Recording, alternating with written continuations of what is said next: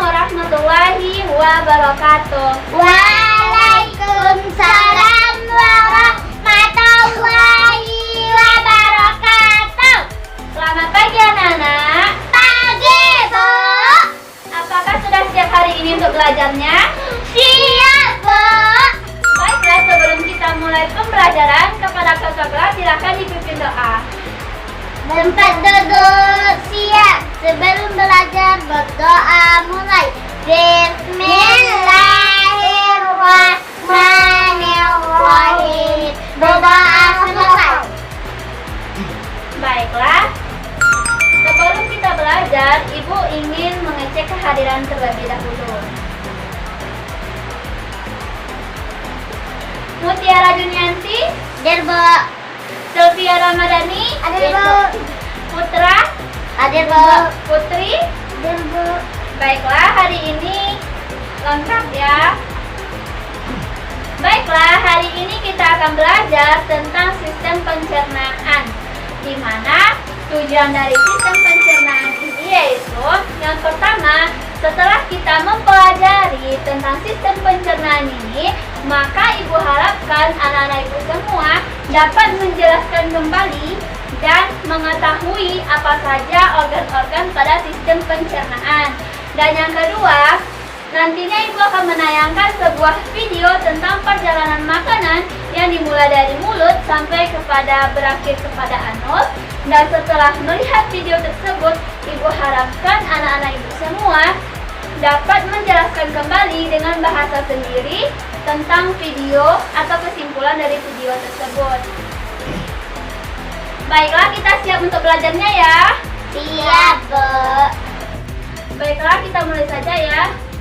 Sebelum Ibu menjelaskan tentang materi kita pada hari ini, Ibu ingin melihatkan sebuah video kepada anak-anak Ibu semua.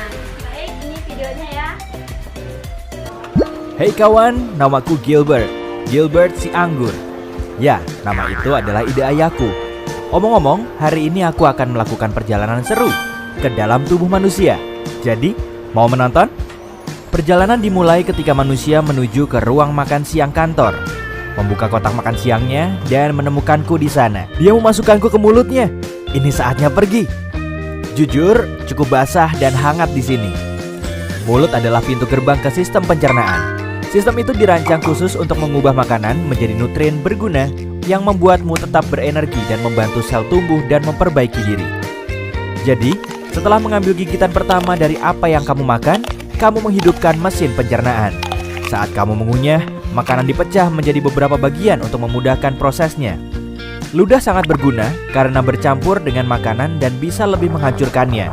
Dengan begitu, perutmu tidak perlu mencerna seluruh bongkah makanan. Jadi, aku akan melewati pengunyahan ini. Ayo turun. Wih! Sekarang kita menuju tenggorokan. Ini juga disebut faring. Jadi, mari kita coba lagi. Aku dengan benar masuk ke tabung penelan yang memiliki nama mewah esofagus. Aku suka menyebutnya saluran makanan, tapi ini jauh lebih sempit daripada yang kubayangkan. Aku akan terjepit di sini. Hah? Bagaimana bisa aku terus turun? Ah, begitu. Otot-otot di dinding esofagus ini meremas di belakangku dan melemas di depanku. Ini adalah proses yang disebut peristaltis, dan itulah yang menggerakkanku melalui sistem pencernaan. Beberapa detik kemudian dan kita sekarang telah mencapai ujung terowongan. Ada otot yang terbuka di sini untuk membiarkan makanan masuk ke lambung dan mencegahnya keluar kembali ke esofagus. Ini agak mirip dengan petugas keamanan. Aku hanya seorang turis di sini. Pak, tolong izinkan aku masuk. Hore! Aku sudah melewati katup dan masuk ke perut. Itu mengingatkanku pada kantong dan izinkan aku mencoba dinding itu. Wah, itu dinding yang kuat. Semuanya otot. Sebenarnya aku tidak terkejut. Perut menampung, mencampur, dan menggiling makanan menjadi bubur. Jadi itu harus cukup kuat. Perhentian berikutnya, usus kecil. Organ berliku yang panjang melingkar ini terdiri dari 3 bagian. Empedu sangat penting untuk mencerna lemak dan mengeluarkan semua kotoran dari darah. Jadi, bersyukurlah hatimu menghasilkannya. Pankreas juga membantu proses dengan beberapa enzim baik. Dan benda yang terlihat seperti buah pir di sana, itu kantong empedu. Itu terletak di bawah hati dan menyimpan empedu di dalamnya sampai saat yang tepat datang. Sepertinya aku sudah berada di bagian akhir dari usus kecil dan terus ke langkah selanjutnya dari perjalananku. Usus besar. Juga dikenal sebagai kolon. Itu adalah tabung berotot yang panjangnya 1,5 sampai 2 meter. Tunggu dulu. Shh. Kamu dengar itu? Aku tidak sendirian. Aku dikepung. Mereka mendekat. Itu bakteri. Ada banyak sekali di sini. Oh. Apakah orang ini terjangkit penyakit parasit usus atau semacamnya? Tidak. Usus membutuhkan bakteri baik untuk membantu memecah makanan, vitamin, dan nutrien sehingga tubuh bisa menggunakannya. Hai semuanya. Hei, benda kecil apa itu di pintu masuk? Ah, itu pasti usus buntu. Itu tidak terlalu berguna selain menampung bakteri yang mungkin perlu dilepaskan ke usus. Itu juga punya beberapa jaringan yang berguna untuk sistem kekebalan tubuh. Tapi sebagian besar itu adalah benda kecil yang tidak berguna. Jadi orang masih bisa hidup tanpanya. Omong-omong, kita sekarang ada di usus besar. Saat kontraksi otot ini mendorongku melalui usus besar, semua air diisap dariku. Bentuk terakhirku, feses. Yap, tinja, kotoran, apapun itu sebutannya, itu terbentuk di usus besar. Masih banyak bakteri di mana-mana. Mereka benar-benar bekerja keras ya. Tak boleh terlalu sedikit atau terlalu banyak. Jika tidak, kamu akan mengalami masalah pencernaan seperti intoleransi makanan. Mereka juga memainkan peran besar dalam kekebalan tubuh. Dan itu sebabnya kamu punya triliunan bakteri di tubuhmu. Terus bekerja dengan baik teman-teman. Aku dalam perjalanan melalui kolon kiri. Ketika terlalu penuh dengan feses, kolon memutuskan untuk membuang semuanya ke rektum karena tidak dapat menahannya sendiri. Biasanya memakan waktu sekitar 36 jam bagi apa yang tersisa dari makananmu. Tidak banyak sekarang, hanya ampas untuk mencapai titik ini. Jadi, mari kita menuju rektum. Meluncur! Rektum adalah ruang lurus yang panjangnya sekitar 20 cm. Ini memiliki sensor khusus, seperti ini atau yang ada di sana, yang memberitahu saat ada sesuatu yang harus kamu buang. Mereka mengirim sinyal kepada otak saat feses atau gas ingin keluar. Itu saat kita berpikir, oh, harus ke kamar mandi.